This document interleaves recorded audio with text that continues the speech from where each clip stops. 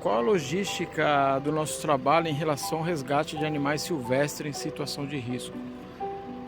Quando a gente chega no local e aparentemente eles estão saudáveis, são devolvidos ao habitat natural. Quando eles estão doentes ou vítimas de atropelamento e precisa de levar para os CETAS, eles ficam aos cuidados dos médicos veterinários, biólogos, e depois que eles estão bons para a soltura,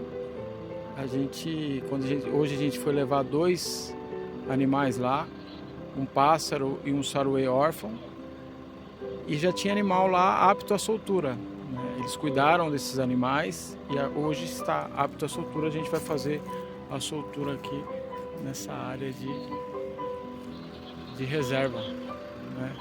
São saruês que foram cuidados pelos médicos lá do CETAS